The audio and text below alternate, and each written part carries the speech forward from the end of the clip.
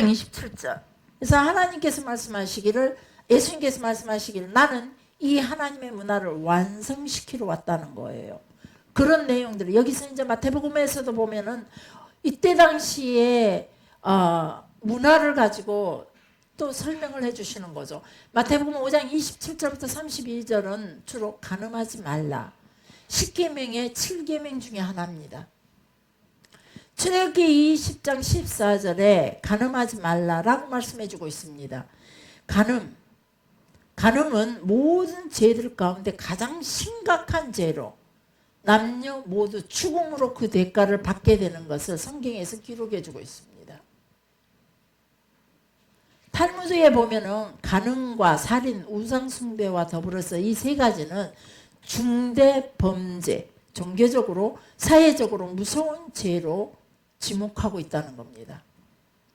가장 심각한 위험성을 우리 가정 공동체에다가 주고 있다는 거죠. 바로 가정 공동체를 파괴하기 때문이라는 겁니다. 하나님은 공동체를 중요하게 여기십니다. 그래서 하나님을 섬기는, 따로 구별해서 하나님을 섬기는 자들에게 레위라는 호칭을 줍니다. 레위는 연합입니다.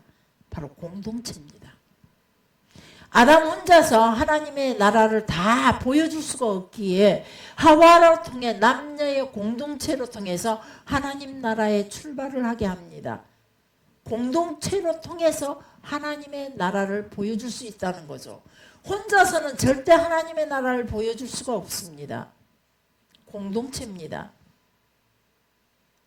공동체를 통해서 하나님의 사랑을 보여주고, 공동체를 통해서 하나님의 계명 중에 질서를 보여주고, 공동체를 통해서 상대를 인정하고 상대를 섬기고, 공동체를 통해서 구제를 보여주고, 공동체를 통해서만 하나님의 나라를 보여줄 수 있는 거예요. 그래서 혼자의 나담으로서는 불안정한 거예요. 그 공동체, 하나님을 보여주기에 이 아담 혼자서는 불안정했기에 하나님께서는 아담으로 통해 하와를 만드시고, 아담과 하와로 통해서 가인과 아벨, 가정 공동체를 만들게 하셨던 거죠. 그래서 이것이 바로 하나님의 나라 출발합니다. 그래서 하나님께서는 공동체를 파괴시키는 걸 아주 중대하게 심각한 문제로 취급하고 계신다는 거예요. 교회 안에서 누가 가장 위험한 존재냐? 공동체를 파괴시키는 행위예요. 공동체를 이간질을 하는 행위, 이런 것들은 하나님 앞에 아주 심각한 문제가 된다는 겁니다. 하나님께서 창조하신 남편과 아내의 법칙은 절대적으로 1:1 관계입니다. 혼돈이 없고 순전하게 보존되고 유지되어야 하거든요. 창조 법칙에 위배되는 것입니다. 관계가 파괴되고 전체 가족 공동체를 파괴하고 하나님의 창조 질서를 파괴하고 세상에 근본을 흔들어 놓는 중대범죄로 하나님께서 취급하고 계신다는 겁니다. 예수님이 경고하시는 그 간음의 위험성은 그 행위 금지에서만 말씀하신 게 아니라 마음속 생각만으로도 공동체와 이 세상의 파괴 위험이 있다는, 이 세상을 파괴시키는 그 시작이라는 거, 마음의 생각만으로도. 그래서 우리가 생각하는 거, 말하는 거, 이것을 우리 스스로가 거를 줄 알아야 됩니다. 우리는 우리의 감정에 너무 충실해요. 감정에 충실한 이 세상 사람들은 다 감정에 충실해지고 있어요. 갈수록. 우리의 자녀 교육도 내 하고 싶은 대로 해. 그들의 감정에 충실. 너 기분 나쁘면 하지 마. 너 기분 나빴으면 그게 진실이야. 내가 이렇게 쳐다봤는데 세훈이가 기분 나빴어. 그건 진실이 돼버려요. 세훈이가 기분 나빴기 때문에. 그래서 감정에 치우치게 만드는 거죠. 세훈이를. 그 사단이 말하는 겁니다. 그걸로 인해서 관계가 파괴돼 버리거든요. 근데 이 세상에 이렇게 감정에 충실한 사회를 만들어가고 있는 게 우리 모습입니다.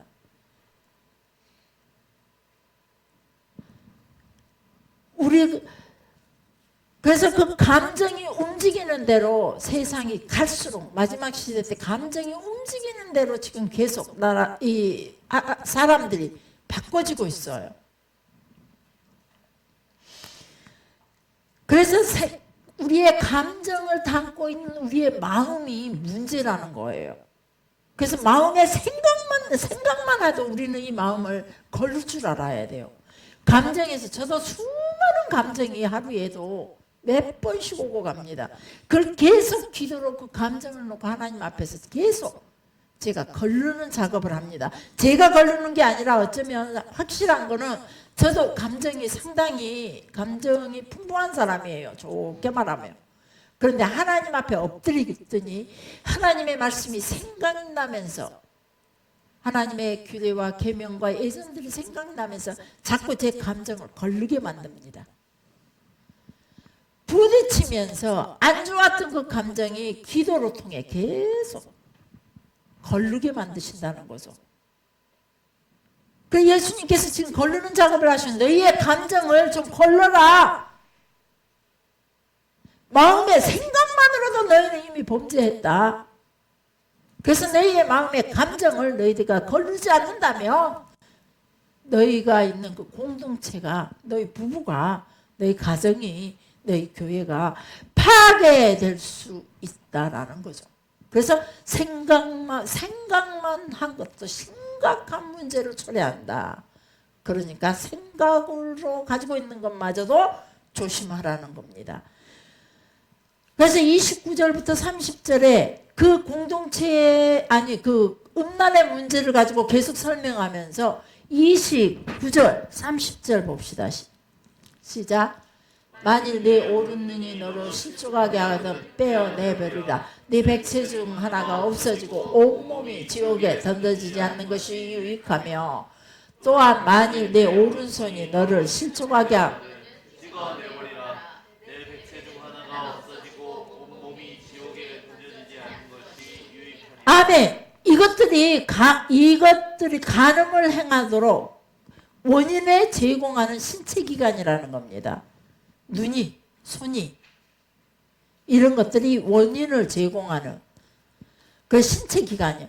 오른눈이 잘못 보고 오른손이 잘못 행함으로 죄를 짓게 한다면 내 오른눈과 오른손을 떼어버려라. 그래서 내가 죄를 행하는 그 행함에서 벗어나 하나님 앞에 온전하게 너 자신을 유지시켜라. 그래야 하나님 나라에 들어갈 수 있다. 무슨 말이냐면 죄를 짓게 하는 요소를 제거하라는 겁니다. 죄를 짓게 하는 요소를. 오른손과 오른눈은 아주 중요한 기관입니다.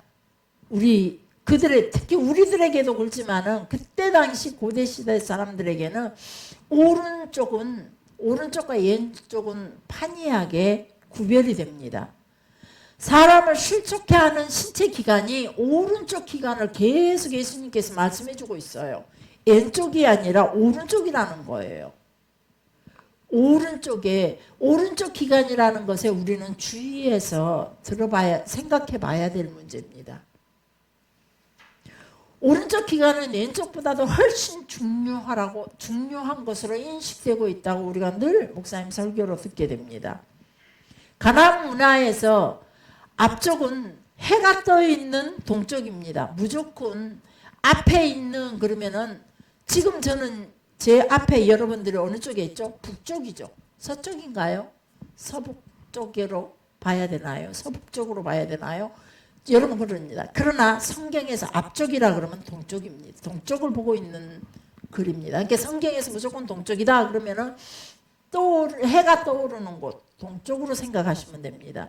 뒤쪽은 바로 서쪽을 의미한다는 겁니다. 그들에게 있어서 그래서 글을 쓰든 말을 하든 앞쪽 뒤쪽은 분명하게 드러나는 게 혹시나 남쪽이나 북쪽은 아닐까? 이거 생각할 필요가 없다는 겁니다.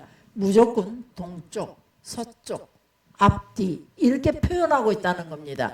성경에 앞에서 뒤로라고 말한다면 동에서 서로 이 뜻이에요. 그리고 보이는 앞쪽에서 보이지 않는 뒤쪽은 이렇게 말한다면 끝에서 끝이라 이런 의도로 받아들이면 됩니다. 정오에 해가 가장 밝을 때가 정오입니다. 그 시간에는 해가 어디에 떠 있느냐? 남쪽에 떠 있습니다. 그래서 남쪽은 늘 밝은 곳, 빛이 있는 곳으로.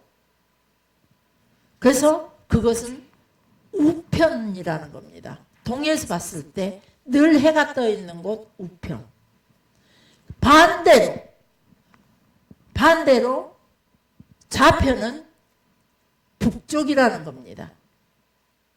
그래서 우편에 그러면 남쪽이고 좌편에 그러면 북쪽을 얘기하는 겁니다. 그래서 모든 밝은 것은 모든 선한 것을 의미하고 있고 모든 좋은 것과 연결됩니다. 그래서 우편에 그러면은 밝은 것, 좋은 것, 선한 것과 직결된다는 거죠. 그러나 반대로 어두운 왼쪽에 그러면은 어둡고 좋지 않는 것들. 그리고 우리 왼손의 개념이라는 것이 좋지 않는 것. 그래서 안 좋은 거는 다 북쪽에서 온다라는 생각을 가지고 있다는 거죠. 다 북쪽에서 온다. 그래서 혹시나 옛날에도 말했듯이 왼손으로 악수를 청한다든지 왼손으로 이렇게 가르친다든지 왼 발바닥을 가지고 상대방에게 이렇게 왼쪽 발바닥을 이렇게 보여주면 완전 상대방에 대한 수치라는 거죠. 수치를 주는 행위라는 겁니다. 히브리인들은 그 정결법에 왼손과 오른손을 절대 함께 씻혀서 정결하게 하지는 않는답니다. 왼손과 오른손은 우리는 손을 이렇게 씻잖아요. 왼손은 왼발과 함께 씻고 오른손은 오른발과 함께 씻는데요. 왼쪽 기관과 오른쪽 기관이 한 몸에 있다 해도 서로가 맞부딪혀도 안 된다는 거죠. 그만큼 그들의 개념은 강력하게 글로 이렇게 우리들에게도 표현되고 있다는 거죠. 그래서 이 본문에서 말하고 있는 이 내용은 무슨 말이냐면 죄를 지은 기간이 왼쪽이라면 당시 사람들이 어느 정도 감안해서 그 당시 사람들을 감안해서 그 상황 가운데서 생각해 볼 수도 있고 여러 가지로 예측할 수 있는 것들이지만 오른쪽 기관을 언급했다는 것은 예수님은 계속 오른손, 오른눈, 오른쪽을 얘기하고 있잖아요.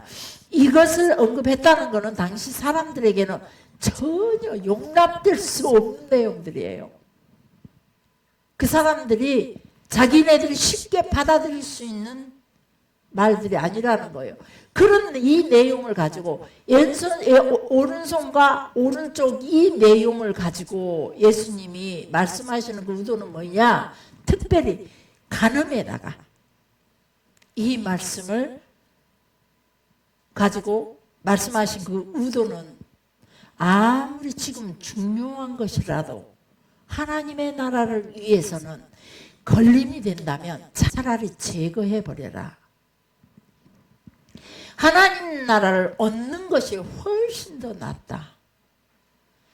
결과적으로 우리가 무엇이 더 중요한지를 알아야 된다는 것이죠. 오른손으로 우리가 죄를 짓는다는 건 그만큼 도저히 그들로서는 생각할 수 없는 일들이지만 그것을 음란에다 간음에다 갖다 붙였다는 것은 아무리 우리의 삶 속에 가장 중요한 일이라 할지라도 그것이 하나님의 나라를 얻는데 걸림돌이 된다며 오른쪽 오른눈이라도 우리가 제거해야 된다는 거예요. 그것이 엄청난 부를 나한테 가져다 준다 할지라도 엄청난 영화와 권세를 가져다 준다 할지라도 하나님의 나라에 걸림이 된다며 그거 포기해라. 제거해버려라. 그러면서 이 간음에 대해서 얘기하면서 이혼의 문제까지 예수님은 다루고 계십니다. 31절 볼까요? 시작.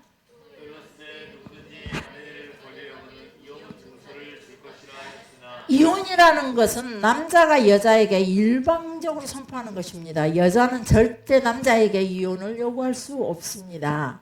근데 지금 이 시대는 주로 여자들이 항혼의 이혼도 많이 하고 항혼의 뭐죠? 조론도 많이 요구를 하고 있죠. 근데 성경의 이 시대 고대 시대 사람들은 절대 여자가 남자에게 이혼을 요구할 수가 없습니다. 그리고 또 실제로 미시나를 보면 미시나에서는 전혀 말이 안 되는 것들을 가지고 기가 막힌 이혼의 사유들로 설명하고 있습니다.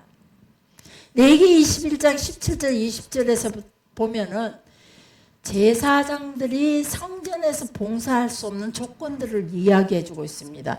전에도 한번 얘기한 적이 있어요. 제사장들은요, 이러면 안 되고 저러면 아무리 자기가 하고 싶어도 말씀에 대해서 능통하고 하나님에 대해서 깊은 영적 교제를 하고 영성이 있다 할지라도 그 사람이 육체에 흠이 있으면 절대 제사장이 될 수가 없고 가난해도 제사장이 될 수 없다 그랬죠.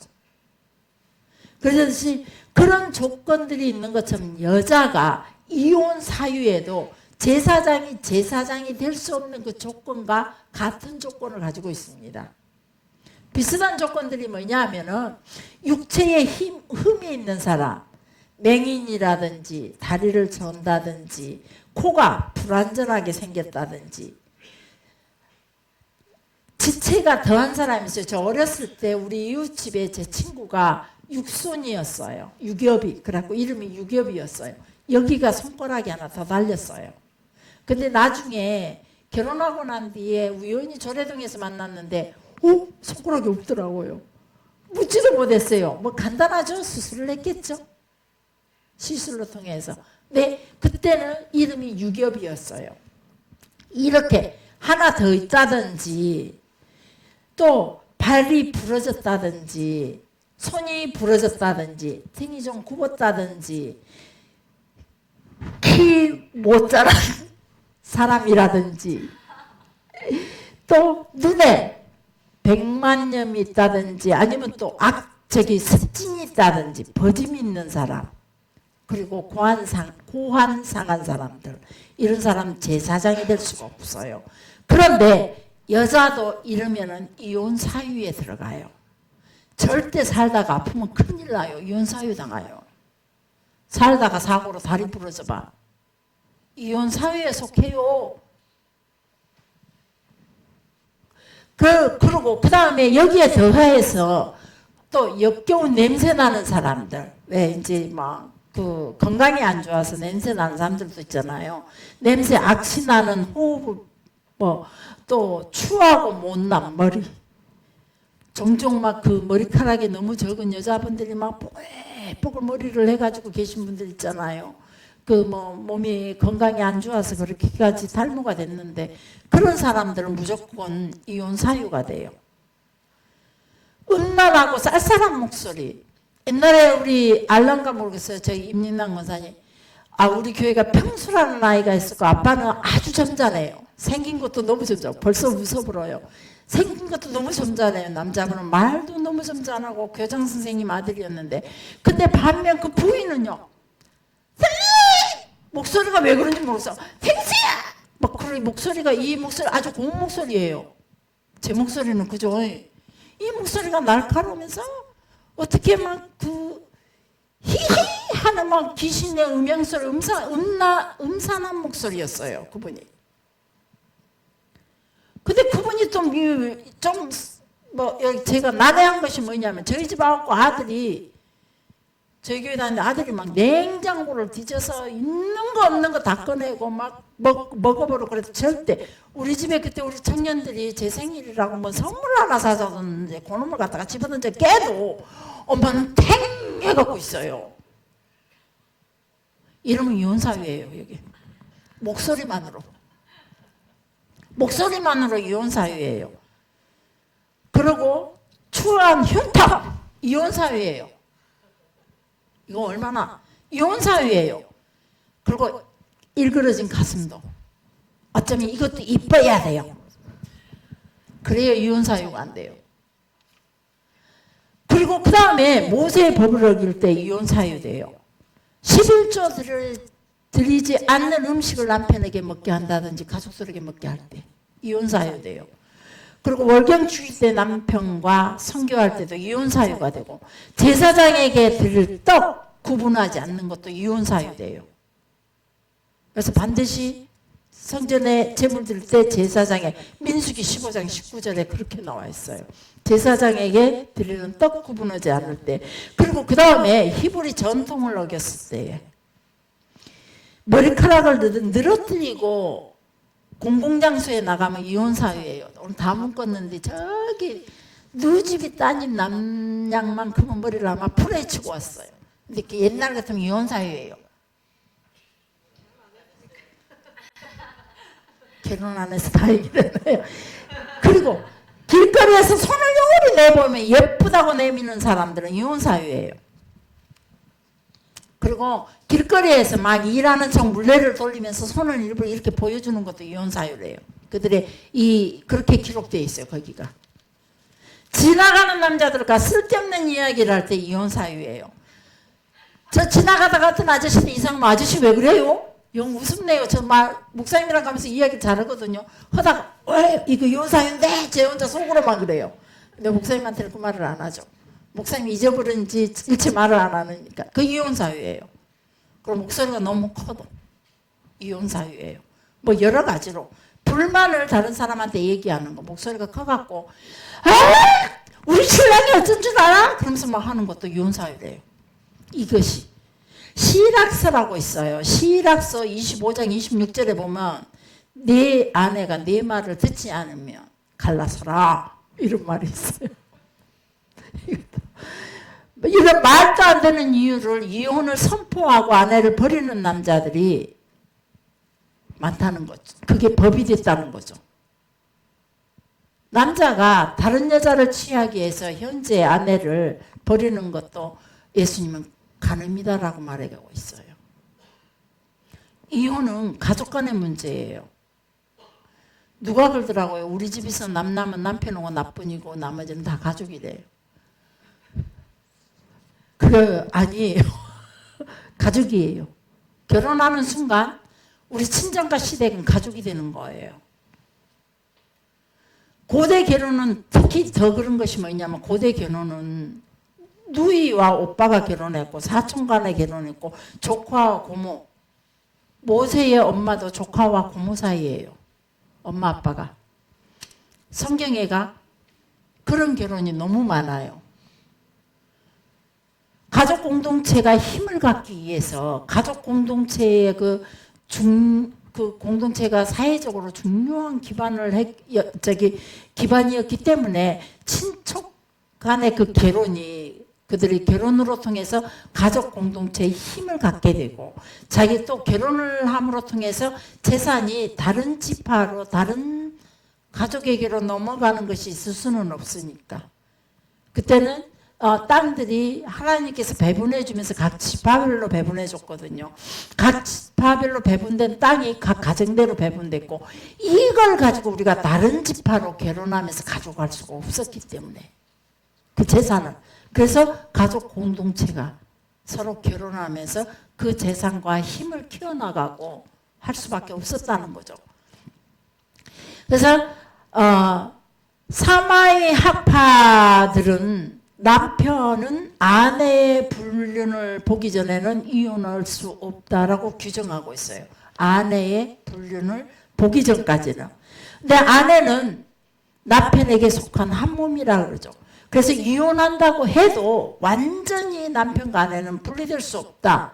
사마의 학파에서는 만약에 남편이 첫 아내와 이혼하고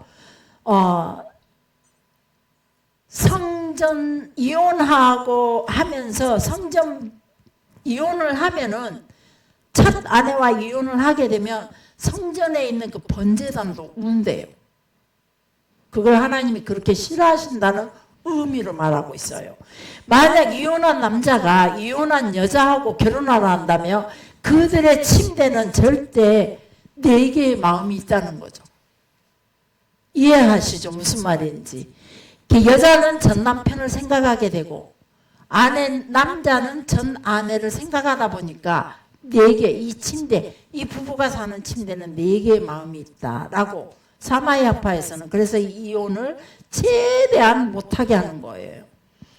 그럼에도 불구하고 이혼해야 할 상황이라면 남편은 반드시 아내에게 이혼 증서를 써줘야 된다라고 말해주고 있어요. 성경에서 이혼 증서를 말하고 있는 곳이 3곳이나 있어요.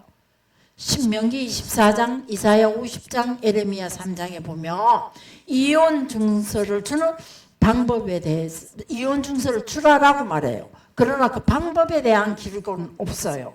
근데 고대 이혼을 선포하는 형식은 아주 쉬웠어요.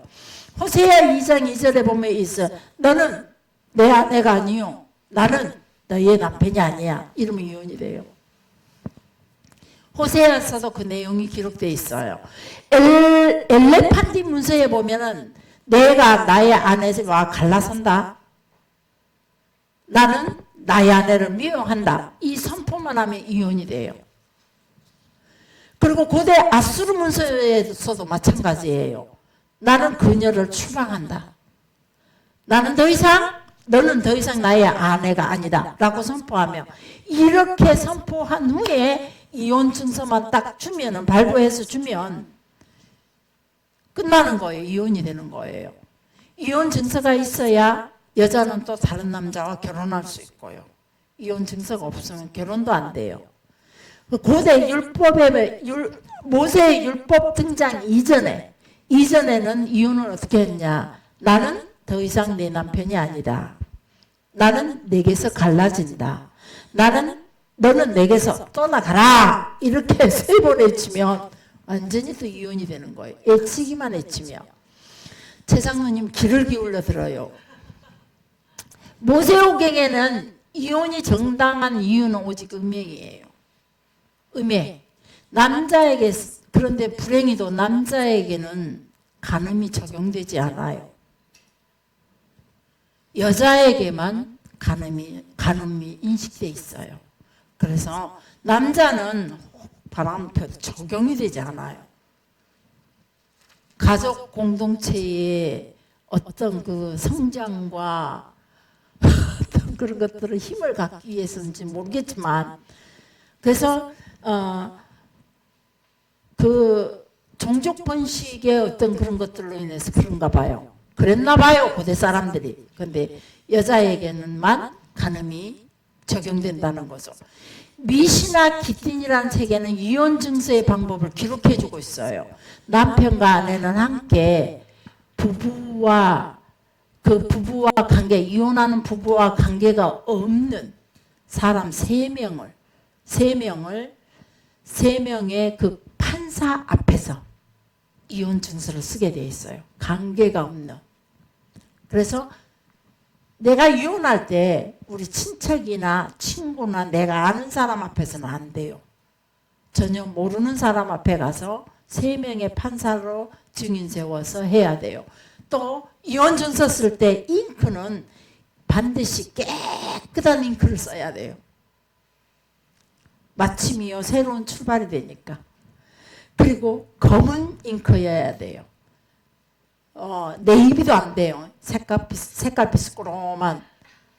네이비 큰일 나요. 그거는 무효가 돼버려요. 할 때 그건 기억을 해야 돼요. 그리고 반드시 거위의 깃털로 만든 편을 사용해야 된대요. 이거는 이유를 잘 모르겠어요. 종이나 양피지에다가 쓰되 지워질 수 있거나 종이나 양피지가 빵꾸 났거나 하면 또 안 돼요. 왜 그러냐면 그 이혼 증서가 오랫동안 남아있어야 되니까 그런 것 같아요.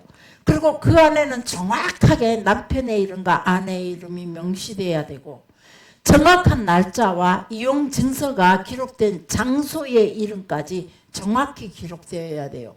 여기서 3명의 재판자로 통해서 주은교에서 이혼 증서가 발효됐다면 장소가 꿈의 교회로 정확히 딱 찍어줘야 돼요. 이혼 증서가 그리고 반드시 그 내용은 히브리어로 써야 돼요. 이 사람들이 히브리어로.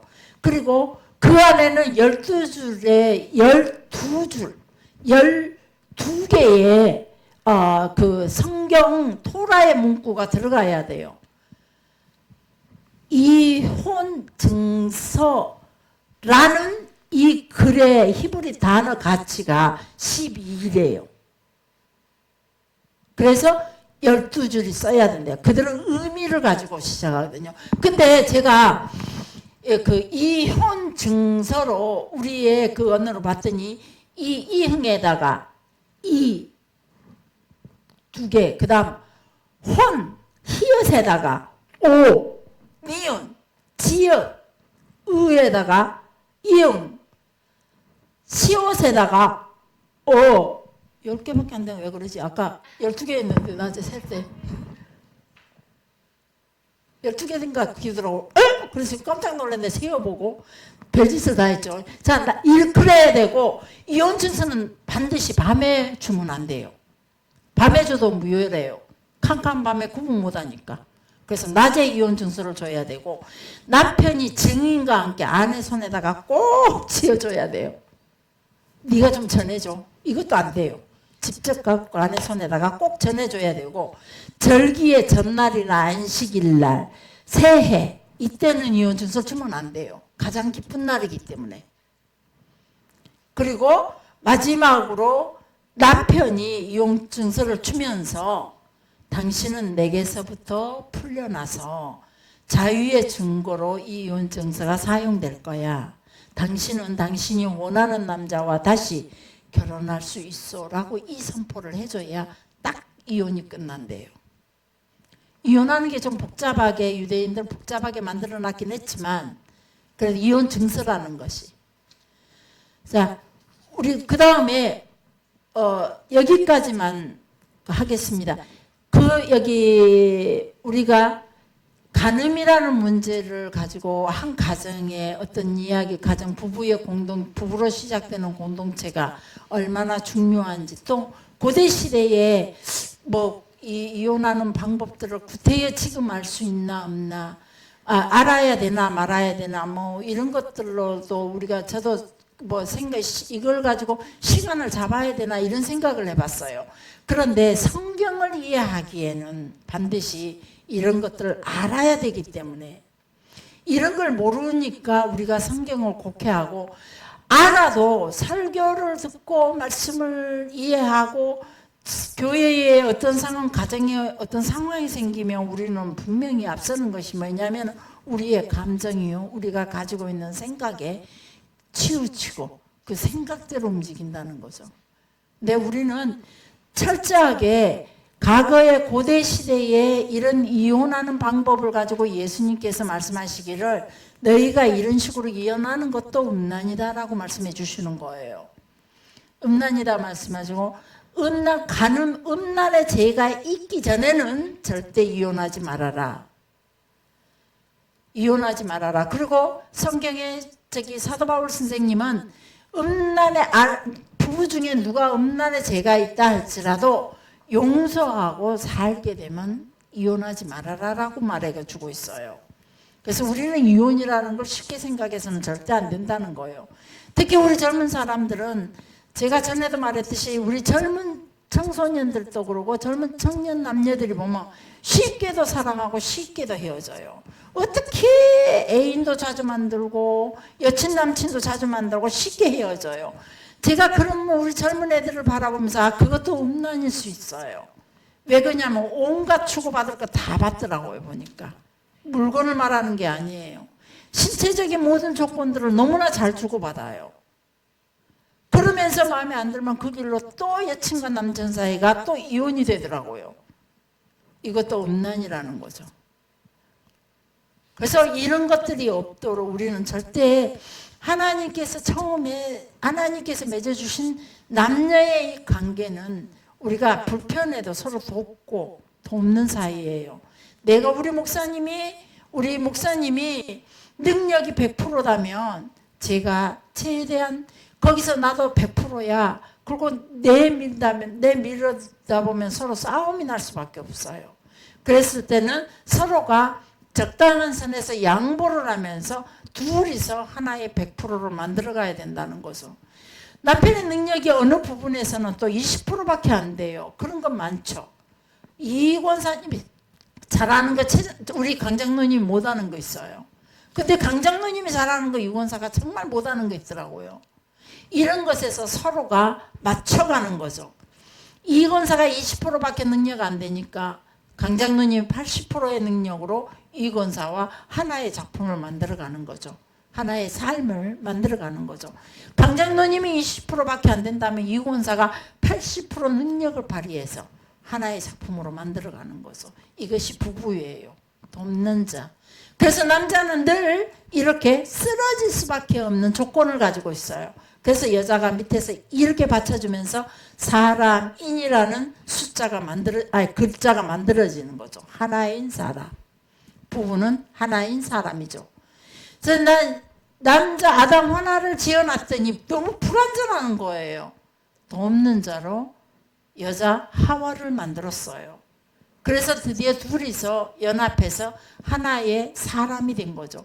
그 하나의 부부의 한 몸이 되어서 그 한 몸으로 통해서 인류 공동체가 나오면서 공동체라는 하나님의 나라가 형성이 돼가는 거예요.